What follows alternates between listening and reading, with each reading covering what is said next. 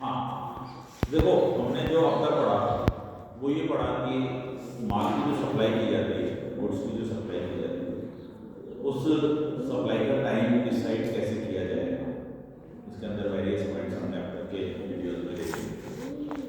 अब हम आगे देखेंगे माल के अलावा सर्विस की सप्लाई किस तरह से ट्रीट होती है। देखिए सर्विस की सप्लाई में भी आपको दो ही ध्यान रखना है, एक तो जनरल सप्लाई, रेगुलरली निरंतर सप्लाई, तीसरा आएगा आपका रिवर्स चार्ज के अंतर्गत सप्लाई, और चौथा आएगा आपका जो कूपन सिस्टम होता है, जैसे कि हमने वो देखा था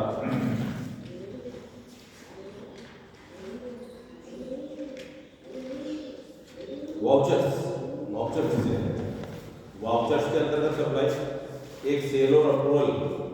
तो इस तरह से यहाँ भी हमको वही क्राइटेरिया बनाने होंगे जो सर्विस की सप्लाई में, पर थोड़ा बहुत डिफरेंट होता है। देखिए माल में क्या होता है कि माल प्रत्यक्ष रूप से जाता है और आपके द्वारा वाउचर वगैरह फीचर वगैरह तैयार किया जाता है, इनवॉइस वगैरह, ये सिस्टम होता है। सेवाओं में ऐसा नहीं होता है, सेवाओं में सर्विस प्रोवाइड करवाई जाती है। तो सर्विस प्रोवाइड में जरूरी नहीं है कि किसी तरह का कोई इनवॉइस भी बनाया जाए, तो अलग अलग सिस्टम होते हैं। थोड़ा सा ध्यान से देखिए, 1 बाय 1 पॉइंट को लेते हैं। सर्विस प्रोवाइड कराते हैं हम जो है टाइम ऑफ सप्लाई कैसे कंसीडर करेंगे जब सर्विस प्रोवाइड।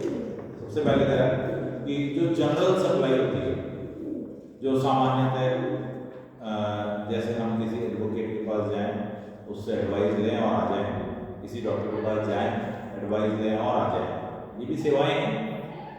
या हम ये कहते हैं कि भाई जैसे हमें कहीं जाना है और उस जाने के लिए हमने किसी सेवा का उपयोग किया, जैसे बस का या ट्रेन का या जो है एरोप्लेन का, तो वो सब सेवाएं। तो ये जनरल आपूर्ति है। जनरल आपूर्ति में आपको कहीं कोई ऐसी विशेष बातें नजर नहीं आएंगी। बस क्या होता है कि जो भी सर्विस प्रोवाइडर होता है वो जो सर्विस देना चाह रहा है उसको सर्विस प्रोवाइड कराता है और पैसा लेता है, फ्री में करता है। तो इसमें जो दो बातें हैं इसमें अलग से आपको वही है, ये सुने आप ध्यान से। एक तो धारा 31 में एक समय सीमा दी गई कि जो भी सामान्य सेवाएं अवेलेबल करवाएगा वो 30 दिन के भीतर इनवॉइस जारी करेगा। तो यहाँ ये कह रहा है कि करयोग्य सेवा की आपूर्तिकर्ता द्वारा, आपूर्तिकर्ता में आपसे कह रहा हूँ जो सर्विस प्रोवाइडर है वो 30 डेज के अंदर अंदर क्या करेगा, एक इनवॉइस जारी करेगा। अब यहाँ पे देखना है कि अगर 30 डेज में इनवॉइस जारी कर दिया तो हम टाइम ऑफ सप्लाई क्या लेंगे, और अगर उस टाइम में इनवॉइस जारी नहीं हुआ तो टाइम ऑफ सप्लाई करेंगे। आपको थोड़ी परेशानी आएगी, 2-3 दिन कंटिन्यू रहेंगे तो एडजस्ट हो जाएंगे, क्योंकि ये इस टॉपिक का लास्ट चल रहा है। अगर वो हो चुका है तो फिर भी कोशिश करेंगे तो क्या है, वीडियो में डाल दूंगा तो वीडियो आप और देख लेना इसके पहले वाले, तो उससे क्या है कि आपको ये समझ में भी आ जाएगा। तो यहाँ देखें आप कि अगर 30 डेज में इनवॉइस जारी कर दिया जाता है तो हमको जो देखना होता है वो देखना है एक तो इनवॉइस जारी करने की डेट, जो 30 डेज में जब भी जारी किया हो, एक तो वो डेट देखेंगे, और एक पेमेंट। आपूर्ति के संबंध में क्या हो गया, पेमेंट। व्हाटएवर इज फर्स्ट, जो दोनों में से पहले होगा वही टाइम ऑफ सप्लाई। जैसा हमने लास्ट वीडियोज में देखा था 61 days, after 30 days 31st day, तो वो सारे सिस्टम यहाँ भी, यहाँ क्या है, इनवॉइस जारी करने का टाइम कितना दिया गया है, 30 डेज का दिया गया है। अगर 30 डेज में इनवॉइस जारी हो जाता है तो इनवॉइस डेट और payment date whichever is first. और अगर ये इनवॉइस इशू नहीं होता है तो यहाँ ये कह रहा है कि जो जिस दिन सर्विस प्रोवाइड करवाई गई है, देखिए फर्क है, सर्विस आज प्रोवाइड करा दी, 30 दिन का आपके पास लिमिट है कि आप जो है इनवॉइस जारी कर सकते हैं। अगर 30 दिन में इनवॉइस जारी कर देते हैं तो उस इनवॉइस को जारी करने की जो डेट है उसको आप कंपेयर करेंगे इससे, पेमेंट जब रिसीव हो जाएगा उससे, उन दोनों में से जो डेट फर्स्ट होगी वो सप्लाई की डेट होगी। अब 30 दिन का टाइम दिया, 30 दिन बाद भी आप इनवॉइस जारी नहीं कर पाए तो फिर जिस दिन आपने सर्विस प्रोवाइड कराई है उसी डेट को मान लिया जाएगा। अब वो 30 दिन का समय आपको नहीं मिलेगा, और उधर से जो पेमेंट आया whichever is first, bar payment पहले एडवांस में आ जाता है तो वो मान लिया जाएगा, एडवांस नहीं है तो जिस दिन सर्विस प्रोवाइड करवाई गई है उस दिन को कंसीडर किया जाएगा। तो ये आपका 2 पॉइंट यहाँ पर इसमें गिवन है और इसके ऊपर एक इलस्ट्रेशन भी है। और यहाँ ये कह रहा है एक बात और कह रहा है कि कुछ विशिष्ट श्रेणी के अगर कोई सर्विस प्रोवाइडर है तो उनको ये जो 30 डेज दिए गए हैं ये 45 हो जाते हैं, ये 45 डेज हो जाते हैं। तो जनरली वो जो है आपको देखने को कम ही मिलेगा। जैसे ये कह रहा है कि आप इंश्योरेंस करने वाले जो सर्विस प्रोवाइडर है, बैंकिंग कंपनी वाले हैं, फाइनेंसिंग कंपनी वाले हैं, नॉन बैंकिंग फाइनेंशियल NBFC वो हैं, इनको दिया गया है। थोड़ा ध्यान रह जाएगा, हमसे बैंकिंग से रिलेटेड होता है, बैंकिंग है, इंश्योरेंस है, फाइनेंस अवेलेबल करवाने वाले हैं NBFC, इनको 45 डेज दिए गए, ठीक है बात। तो ये 45 डेज जाएगा। यहाँ एक ही कह रहा है कि 1000 तक की राशि अगर एडवांस मिल जाए, भाई ऐसा भी तो होता है ना कि एडवांस बहुत जगह से हो। अब आप किसी के पास गए, वकील के पास आधा घंटा उसका सिर खा लिया, केस वेस सब बता दिए और हमने लास्ट में कहा नहीं सर आप तो बैठ नहीं रहा है, मैं तो किसी और एडवोकेट को करूँगा, तो उसने क्या आधे घंटे में फालतू समय खराब किया। तो ऐसे में वो एडवांस भी ले सकता है कि भाई सर टोकन मैंने दे दिया तब आपको टाइम देंगे, उसके बाद आप चाहे हमको केस दें चाहे ना दें, नो प्रॉब्लम। तो वो इसी के बारे में कह रहा है यहाँ पर कि जो सप्लायर है वो है दिखाई गई जो भी विजन में अमाउंट दिखाएंगे इनवॉइस में, उसमें 1000 तक की राशि अधिक प्राप्त करता है तो यह विकल्प दिया गया है कि अधिक राशि के लिए दिया गया है कि यह इस अधिक राशि के लिए जब भी विजन जारी करेगा उस तिथि को आपूर्ति का समय माना जा सकता है। समझे मेरी बात को? यहाँ पे ये क्या कहना चाह रहा है, 1000 रुपये तक अगर एडवांस लिया है तो जिस दिन इनवॉइस जारी करेगा ना उस दिन कंसीडर कर लेगा उसको, और अगर 1000 रुपये से ऊपर है तो पेमेंट रिसीव माना जाएगा उससे। तो पेमेंट रिसीव की डेट बन जाएगी, वो एडवांस वाली डेट क्या बन जाएगी, पेमेंट रिसीव की डेट बन जाएगी। तो फिर पेमेंट रिसीव की डेट और इंश्योरेंस और invoice whichever is first consider हो गया। तो पेमेंट एडवांस मिला है तो यही फर्स्ट रहेगी, इनवॉइस तो बाद में जारी होगी। पर वो कह रहा है 1000 तक क्या दी गई है, लिमिट दी गई है कि 1000 तक आप इसमें कर सकते हैं, 1000 से ऊपर चाहते ही आप इसको कंसीडर कर देंगे पेमेंट, राइट। illustration लेते हैं हम इसका। From the following particular determine the time of supply of service। क्या भाई देखिए कुछ बिंदु लिख रहा हूं मैं आपको। 5 मार्च 2020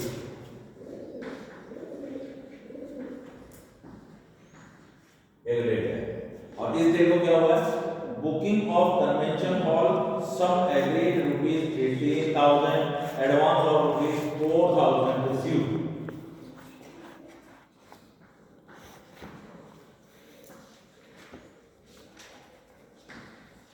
कितना एडवांस हो गया 4,000 और एग्री कितने पर हुआ 18,000। अब ये 1,000 से प्लस चला गया नहीं चला गया तो ये डेट ऑफ पेमेंट मानी जाएगी। अगर ये 1000 से नीचे होता है एडवांस तो हम इसे इनवॉइस में एडजस्ट कर लेते हैं, राइट बात। तो ये चीज आपको यहां समझनी है। फिर सेकंड डेट दे रहा है 14 मई 2020।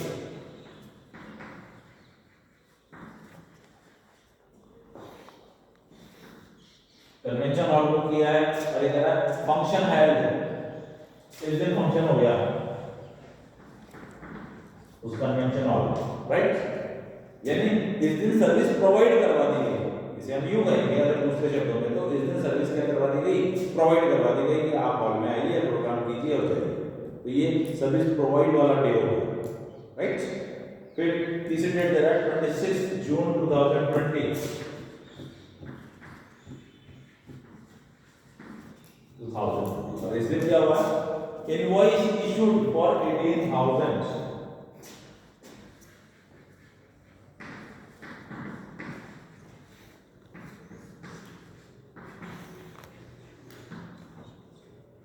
इनवॉइस इशू कर दिया उसने और इनवॉइस तो पूरा इशू करेगा, वो बिल्कुल एडवांस सहित इशू करेगा इनवॉइस पूरा तो इशू कर दिया। और नेक्स्ट है 2 जुलाई को क्या हुआ है, बैलेंस पेमेंट।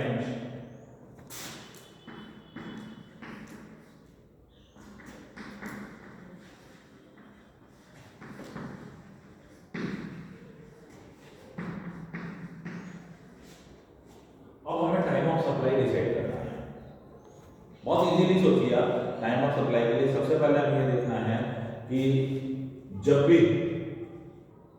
फंक्शन जो है उसके लिए बुक किया आपने कब 14 मई को, और इनवॉइस इशू कब हुआ है 5 मार्च को। आपके पास क्या आ गया, एडवांस आ गया, और आपको इनवॉइस कब इशू हुआ है 26 जून। देखिए आप फंक्शन होने और इनवॉइस होने में क्या 30 दिन से ऊपर, भाई देखो आप इसको नहीं क्लियर कर सकते, ये तो एग्रीमेंट है कि हमें ये चीज ये कन्वेंशन हॉल इस तारीख को चाहिए, पर सर्विस प्रोवाइड कब करवाई है आपने 14 मई को सर्विस प्रोवाइड करा दी, तो सर्विस प्रोवाइड कराने के बाद आपको 30 दिन के अंदर 30 डेज में क्या करना चाहिए, इनवॉइस जारी हो जाना चाहिए।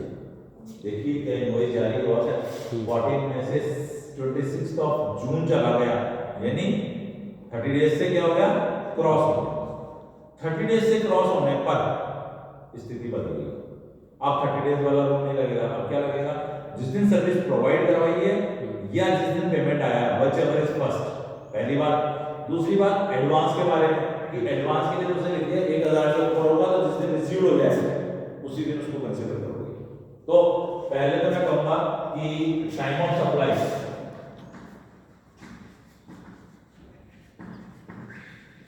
इसके लिए 4000 रुपीज कितना 5 मार्च 20, बहुत सिंपल है। 4000 के लिए तो जिस दिन एडवांस में लिया उसी दिन आपने टाइम ऑफ सप्लाई कंसीडर कर लिया, राइट। और रिमेनिंग 14000 को कब कंसीडर करेंगे हम, तो अब यहाँ क्योंकि 30 डेज में नहीं बन पाया इनवॉइस, इसलिए ये डेट और पेमेंट रिसीव की date whichever is first, 2 of July या 14 ऑफ मई, 14 में, तो 14 ऑफ मई।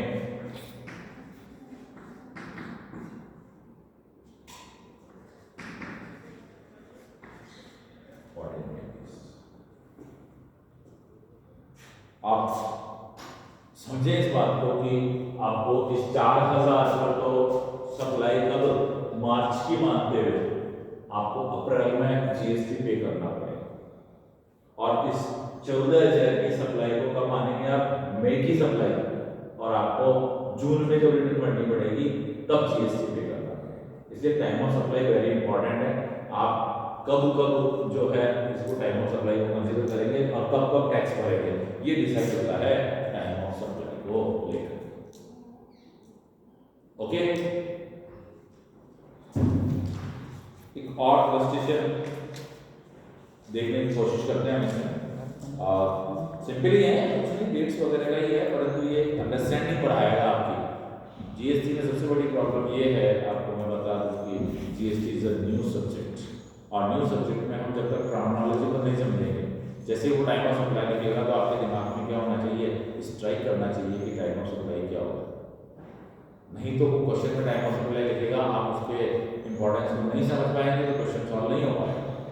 इसलिए मैं छोटे छोटे चैप्टर को भी ज़्यादा वेटेज देकर के चल रहा हूँ। और यहाँ एक और इलस्ट्रेशन इसका करते हैं राम मोहन से, जो एक चार्टर्ड अकाउंटेंट है, अपनी राय की अपनी आय की विवरणी यानी इनकम टैक्स रिटर्न प्रस्तुत करने का प्रस्ताव करता है। मोहन राम की आय विवरणी 28 मई 20 को प्रस्तुत कर देता है, यानी सर्विस तो प्रोवाइड करा दी गई 28 मई 20। निम्नलिखित विभिन्न दशाओं में आप सीएसटी जो एक्ट है उसके तहत टाइम ऑफ सप्लाई डिसाइड कीजिए। Date of provision of service, date of issue of invoice, फिर last date for issue of the tax invoice, फिर date on which payment is entered in the books of accounts, date on which payment is credited in bank account. ये सारे calculation यहाँ पर दे रहा है, अलग अलग टाइम दे रहा है, आपको उस टाइम के हिसाब से जो है टाइम ऑफ सप्लाई डिसाइड करना है।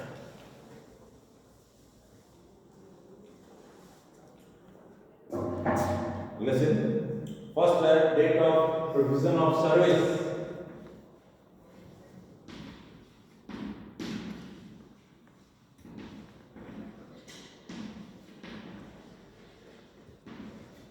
Provision of service.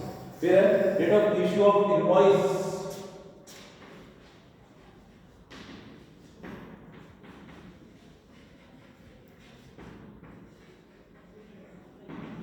Invoice. Third है last date for issue of the tax invoice. देखिए टैक्स इनवॉइस की बात कर रहा है, इनवॉइस और टैक्स इनवॉइस में फर्क होता है। इनवॉइस तो माल बेचने या सेवा देने लेने के संदर्भ में होता है, टैक्स इनवॉइस होता है उसके ऊपर टैक्स चुकाने के समय। टैक्स इनवॉइस को हमको यहाँ पर ज्यादा वेटेज नहीं देना है, फिर भी जो है लिखते हैं last date for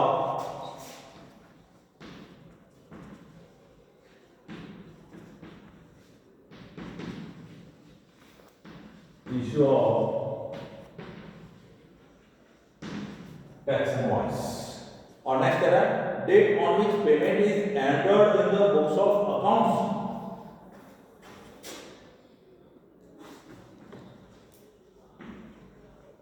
payment entered in the books of account or credited in the bank accounts।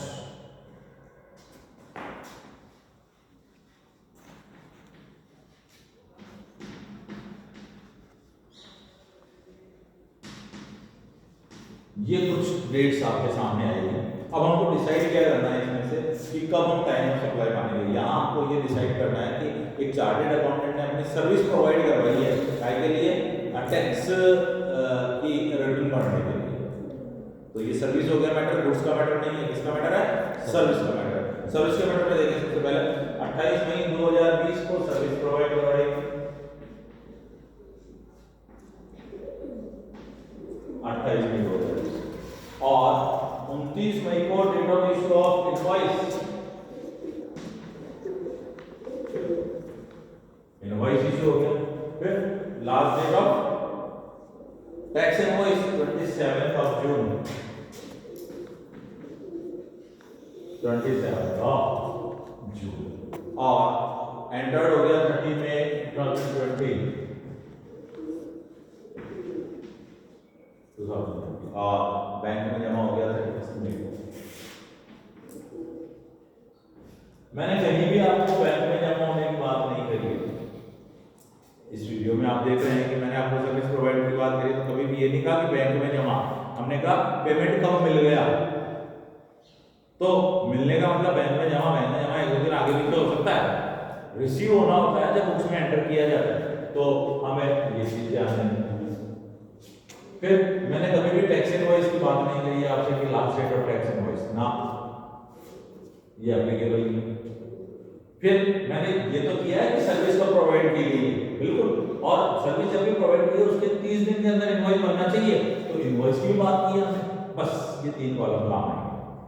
यहाँ आपको ही डिसाइड करना पड़ेगा कि कौन से कॉलम काम आएंगे। वो तो 5 डेट दे देगा, परंतु क्या हमको सारी उपयोग करनी है, क्या सारी यूज करनी है, क्या ना, यूज कौन सी करनी है जो रिलेटेड। यहाँ रिलेटेड ये 3 डेट है। 28 मई को सर्विस प्रोवाइड कराई, 29 ऑफ मई को इनवॉइस इशू हो गया, यानी 1 मंथ के भीतर 30 दिन के भीतर। तो हम डेट किसकी कौन से लेंगे, डेट ऑफ इनवॉइस। फिर date of payment received whichever is first, 29 is the time of supply, right. अब इजी हो गया क्योंकि ये डिसाइड तो करना ना हमारे को, अब तो केवल डेट लिख रहा है 28 मई 1 जून,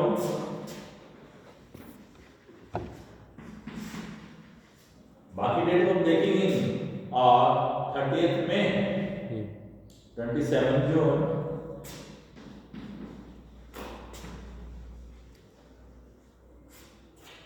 30 ऑफ मई और 31 मई।